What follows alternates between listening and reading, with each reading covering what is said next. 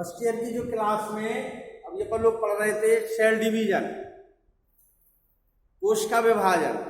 कोशिका विभाजन में समसूत्री विभाजन, अर्धसूत्री विभाजन, सेल साइकिल, माइटोसिस और मियोसिस में अंतर, मीन्स समसूत्री विभाजन अर्धसूत्री विभाजन में अंतर। कल पढ़ाया था माइटोटिक पॉइजन, समसूत्री विष।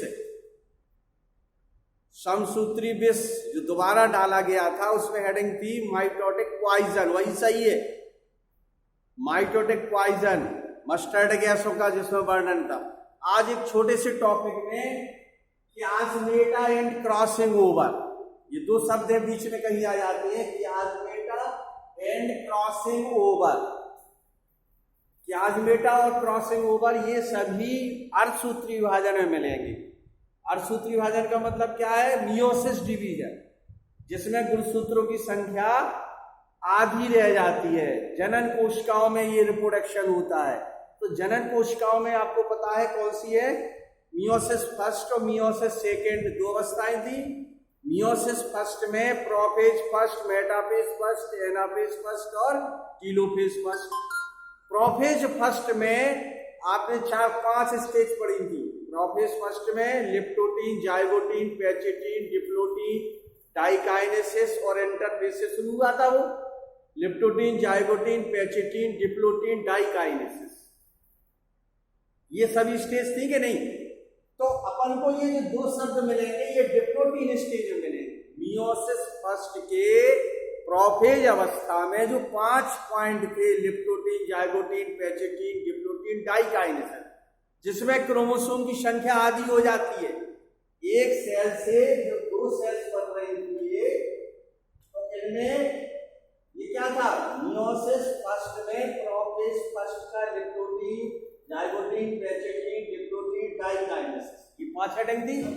तो डिप्लोटीन वाली अवस्था में, ये जो डिप्लोटीन अवस्था है, डिप्लॉइड गुणसूत्रों की संख्या यानी एक सेंट्रोमियर से ये 4 थ्रेड जो बन रहे थे, 4 में से जैसे मान लो ये गुणसूत्र ये है, दूसरा ये है, असर है नहीं?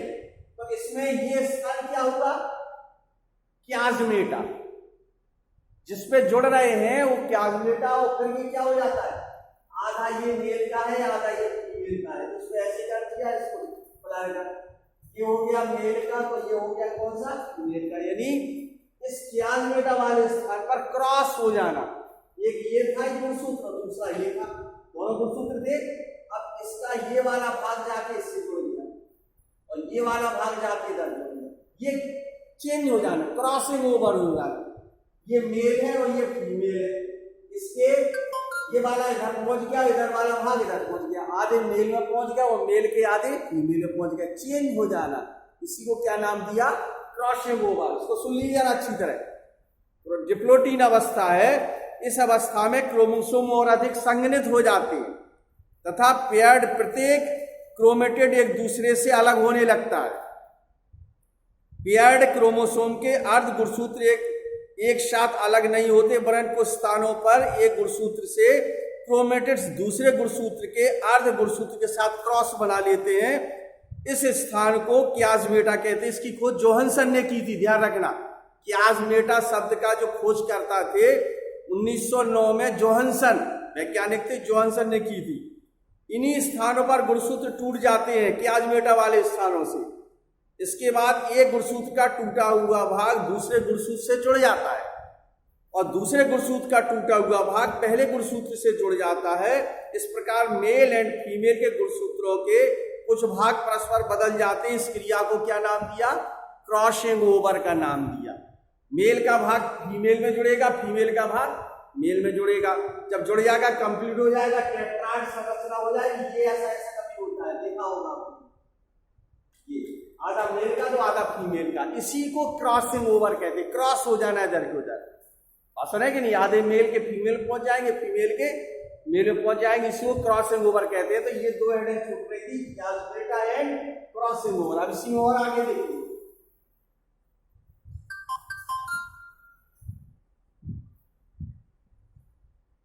जैसे किसी पौधे में गुणसूत्रों की संख्या मटर के पौधे में गुणसूत्रों की संख्या कितनी है? 20 है। मटर के पौधे में गुणसूत्रों की संख्या 20 है। तो डिप्लॉइड और हेप्लॉइड पहले समझ लो, छोड़ दो ये मटर वाले पौधे। डिप्लॉइड संख्या क्या क्या आती है और हेप्लॉइड, ये दो शब्द हैं, डिप्लॉइड और हेप्लॉइड। जो जाइगोट बनता है, जाइगोट किससे बनता है? मेल गैमीट और फीमेल गैमीट, दो से बनता है, मेल गैमीट और female gamete. Male gamete sperm होता है, फीमेल हुआ, जब एक फीमेल से क्या बन गया? ये जाइगोट। अब इसमें आगे कुछ सूत्र थे, आधे इसमें थे, तो ये हेप्लॉइड है और ये भी हेप्लॉइड है। मेल अलग हेप्लॉइड है, फीमेल अलग हेप्लॉइड है। जब ये दोनों जुड़ जाएंगे तो ये क्या बन जाएगी? डिप्लॉइड सर, द्विगुणित, आगुणित, इंग्लिश में क्या बोलते हैं? हेप्लॉइड।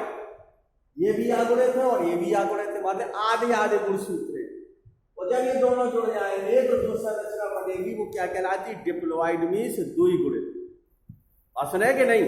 और एक और संरचना वो बाद में बताएंगे, एंडोस्पर्म की, भ्रूणपोष की, वो ट्रिप्लॉइड होती है, वो 3 है।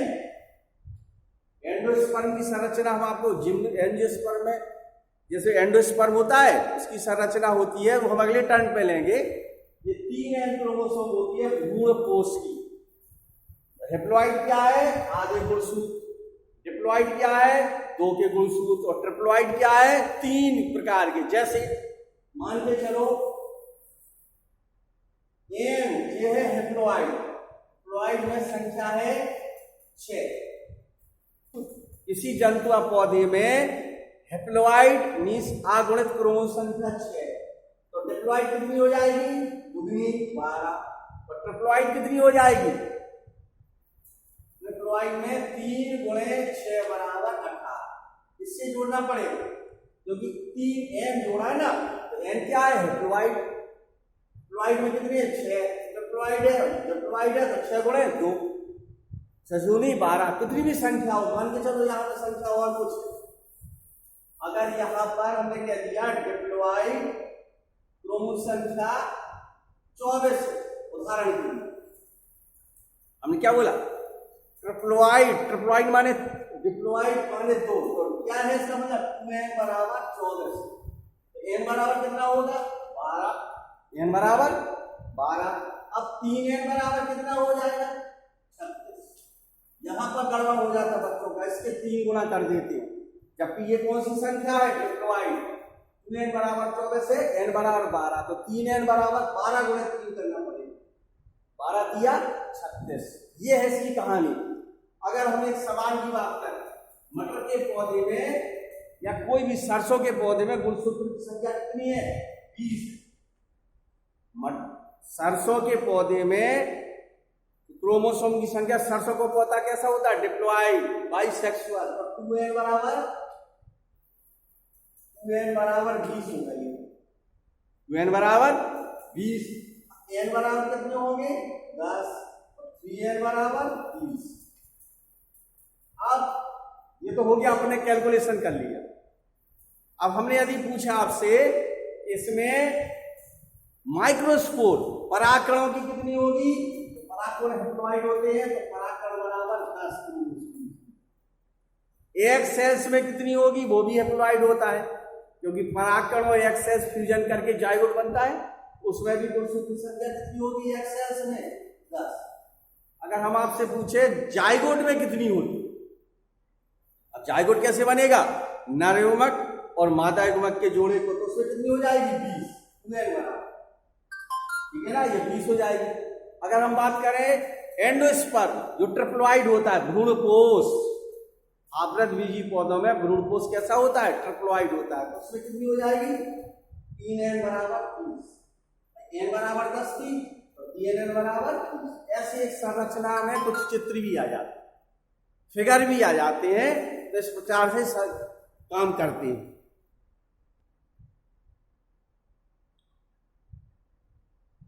अब देखिए, इसी में जो चैप्टर अंतिम चल रहा है, अगले टर्न से पढ़ेंगे नया चैप्टर। उसमें ध्यान रखना, इस साल सिलेबस में आपका प्लांट फिजियोलॉजी में नहीं है, ये पौधे वाला जो पोर्शन है आगे वाला वो नहीं है। अब सीधा मिलेगा प्रकाश संश्लेषण, फोटोसिंथेसिस। पादप से संबंधित ये वाला आगे वाले टॉपिक, ये 2-3 खनिज पोषक तत्व नहीं है, पादप वाला नहीं है, प्लांट एब्जॉर्प्शन वगैरह कुछ नहीं है। नया चैप्टर है प्रकाश संश्लेषण। लेकिन इसके पहले अगले टर्न पर शुरू करेंगे प्रकाश संश्लेषण। आज इसके बारे में थोड़ा सा पूरे चैप्टर की समरी एक बार और सुन लीजिए। सबसे पहले आपने पढ़ा था सेल साइकिल, कोश का चक्र। कोश का चक्र में क्या क्या था?